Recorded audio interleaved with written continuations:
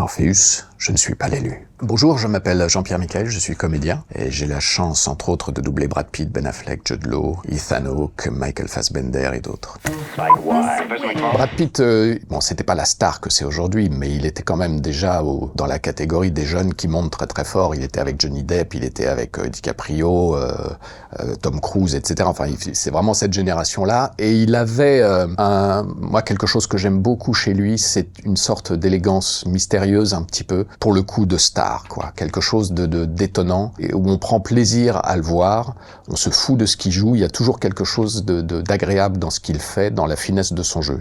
Ce que j'ai appris à découvrir au fur et à mesure en le doublant. Mais à l'époque déjà, en tant que spectateur, j'aimais beaucoup ce comédien. Il a eu plusieurs voix avant moi, il en a eu même encore une fois que j'ai commencé, différentes. Et puis au fur et à mesure, en fait, c'est le public qui fait ça et les retours que les gens, j'imagine, ont en voyant le film, en se disant bah oui, ça colle vraiment, quoi. Pourquoi est-ce qu'on va chercher ailleurs? Donc on va lui demander. Et puis à force de demander à la même personne, les gens le voient de plus en plus. Et je crois qu'au bout d'un moment, ça s'inscrit inconsciemment dans l'esprit des gens. Et qu'aujourd'hui, c'est vrai, si tu fais un film avec Brad Pitt avec une autre voix, il y a un truc qui fonctionne plus.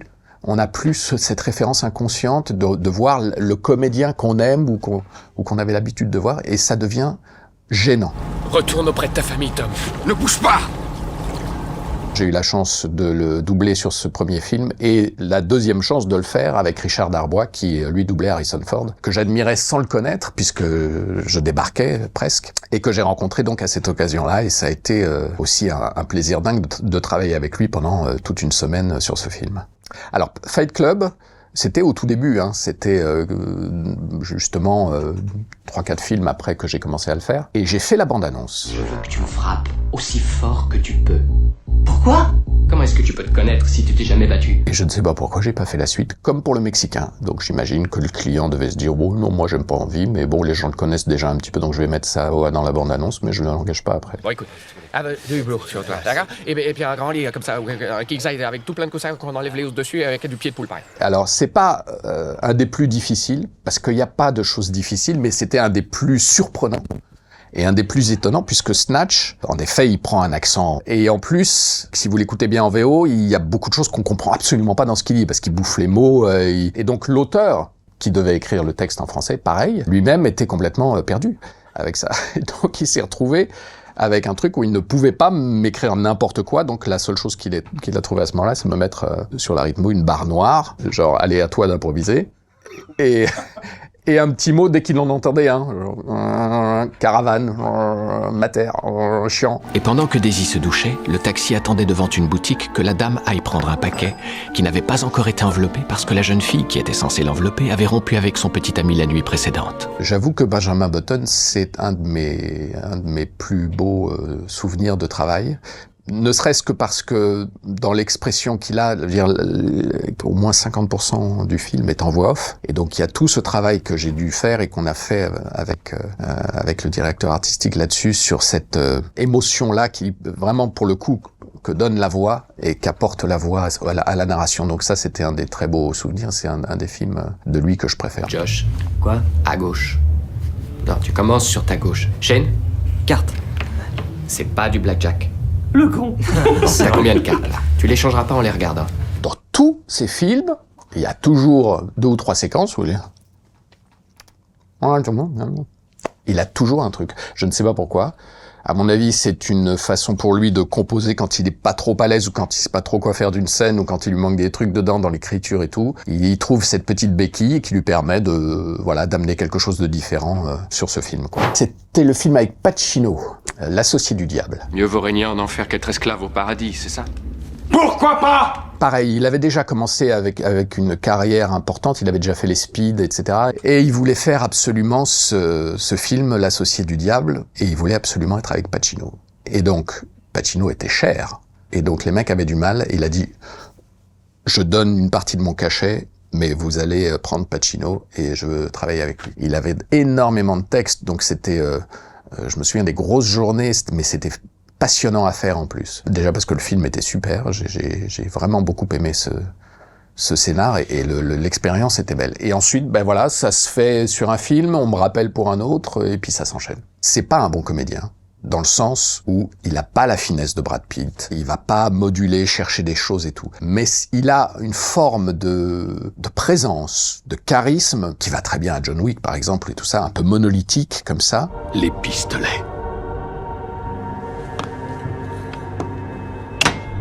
Qui lui permet de pallier ce côté pas terrible ou pas habile par juste un charisme, un rayonnement naturel qui lui permet d'être là où il est aujourd'hui, quoi.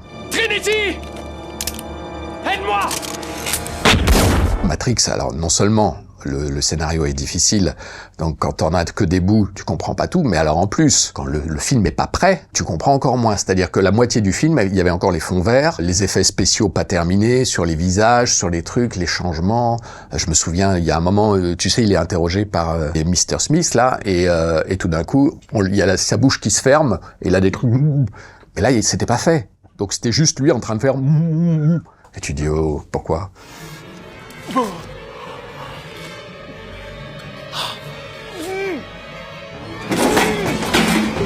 Les scènes d'action, la façon dont ils étaient filmés était tellement différente de ce qu'on voyait à cette époque-là, qui était plus justement dans le blockbuster de Speed, de L'Âge de Cristal, ce genre de films de cette époque-là. Il était tellement plus raffiné dans les combats, dans l'image, la couleur de l'image, parce qu'à l'époque, sur le premier, on avait encore un petit peu d'images qu'on pouvait voir, parce que sur la suite, je n'ai rien vu des films. J'avais juste les bouches qui s'ouvraient au moment où ils parlaient, tellement ils avaient peur du piratage. Sur ce film-là, l'histoire, les mises en question en abîme des choses, au bout d'un moment, quand on joue le film, on commence à comprendre tout ce qui se passe et tout ce qui se raconte. Et donc ça, c'était super intéressant, ouais. J'en veux un pour la journée et un pour la soirée. Quel style ? Italien. John Wick, c'est la renaissance de Keanu. Ce mec était tombé, il a fait en effet quelques films, contrairement à Brad Pitt, là pour le coup, où on sait pas trop dans quel choix il allait, ce qu'il cherchait à faire et qui s'est laissé un petit peu faire, à mon avis, un petit peu plus faire que Brad Pitt justement. Et après, le jour où la Terre s'arrêtera, il a plus rien fait. Ou alors des petits téléfilms ou des trucs, des petites apparitions à droite à gauche, une série, un machin. Et je sentais que ça allait pas bien, quoi. Et il a eu cette chance de retomber sur le scénario de John Wick, qui finalement n'est pas une chance directe, puisque ça a été réalisé par Chad Stahelski, qui était en fait le coordinateur cascade et le remplaçant de Keanu Reeves sur Matrix à l'époque. Donc ils se connaissaient très bien, et qu'il s'adore, et que le mec a dû venir le chercher aussi pour ça. Et qu'en est-il de vous, monsieur Wick? Je suis venu vous tuer, vous.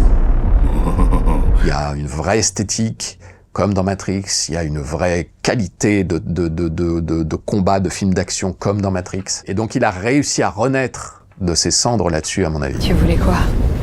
Une pierre tombale, un drapeau et des fleurs? Non, je sais pas.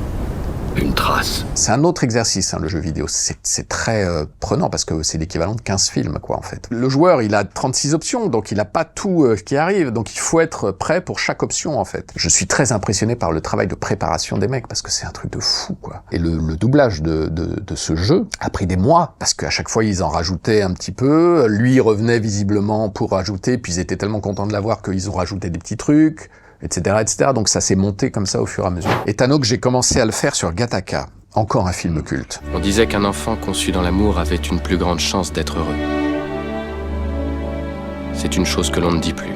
Donc je me suis retrouvé là-dessus avec ce jeune homme, il était encore jeune, Etano, qui a mon âge, qui avait une voix normale, légère, et au fur et à mesure des années, il a une voix qui devient de plus en plus grailleuse, mais j'ai plus de chemin à faire pour aller vers la voix d'Etano que celle de Brad Pitt, forcément. Et j'ai un plaisir de dingue à le doubler, parce que ce mec est dingue.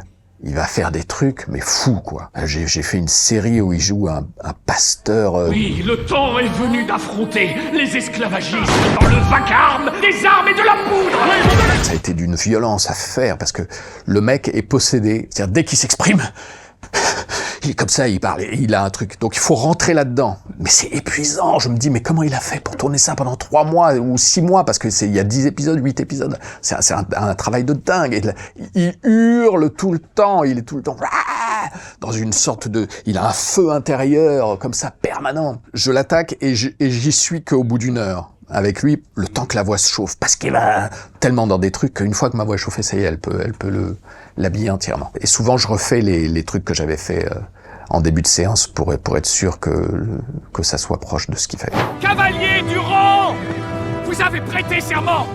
Respectez-le pour le Seigneur et la terre.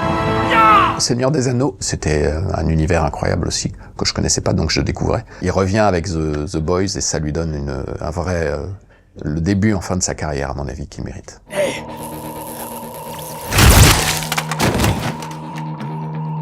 Alors ça déchire. C'est kiffant à faire.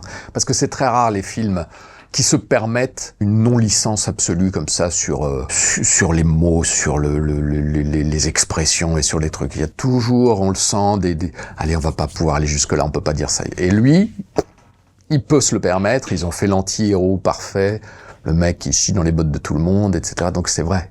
C'est un pur kiff à faire, surtout quand ils sont bien écrits, comme nous en français, ils s'éclatent aussi, les auteurs, sur les insultes et sur les trucs, donc on en profite largement. Je t'en prie, arrête tes conneries. Ah oui, pardon, j'avais oublié. Je vis sur la planète Terre, et toi tu vis dans un monde de cinglés, où le 11 septembre était un complot et où le gouvernement est tenu par les nazis. The Last of Us, déjà quand on nous appelle, on nous dit est-ce que t'es libre, mais je ne peux pas te dire pourquoi. Ensuite, je n'ai appris que je ne faisais ça que le jour où j'y suis. Et avec des NDA, des machins, tu n'as pas le droit de dire que tu es venu, on ne se connaît pas, machin. Et en plus, évidemment, je ne vois que ce que moi je vais faire, il ne me montre rien d'autre. Donc je ne sais absolument pas ce que vaut la série, qui est dedans, ni quoi que ce soit. J'ai juste fait ma partie. Et avec Alexis, j'étais même pas avec lui, il l'a enregistré à un autre moment. Donc j'ai découvert ce film comme un film. Ce qu'il est, un petit peu d'ailleurs, un film avec un début, une fin et qui existe par lui-même. J'ai échangé un de tes flingues avec Joël et Tess contre un paquet de graines. Quel flingue? Un tout petit. Mais j'ai trouvé ça super, quoi, vraiment. Et j'adore ce comédien. C'est pareil, des comédiens qui ont une finesse de jeu, une sensibilité que j'aime beaucoup, qui me correspond en tout cas dans ce que j'aime faire. Oui, je m'en rappelle très bien. C'était Pierre Arditi qui doublait Superman. Calmez-vous, je vous tiens. Vous me tenez? C'était l'époque des DVD et ils avaient besoin de remettre les vieilles VHS ou les vieux enregistrements sur ces DVD, mais avec les nouvelles normes, les 5 points, les machins, les trucs qui apparaissaient dans les années 2000. Et donc ils étaient obligés de redoubler techniquement, parce qu'ils avaient plus la qualité suffisante sur les vieilles bandes qu'ils avaient des années 70. Et donc on m'a appelé pour faire ça. Je me suis dit, mais vous êtes fous, quoi, c'est des doublages que moi-même j'avais vus enfant. C'est des doublages mythiques. Je vais pas passer après Pierre Arditi, c'est ridicule. J'ai dit bah oui, mais on n'a pas le choix. Il faut absolument qu'on le refasse et tout. Je dis bon bah tant qu'à faire, alors autant essayer de faire les choses bien. Et donc voilà. Moi j'y vais à contre-cœur dans ces trucs-là parce que je trouve ça dommage. Mais pour des choses et des raisons techniques, ça existe. Je ne sais pas si c'est diffusé ou si c'est. J'espère que c'est toujours diffusé en fait avec Pierre Arditi plus qu'avec moi parce que ça a plus d'intérêt. Colmini.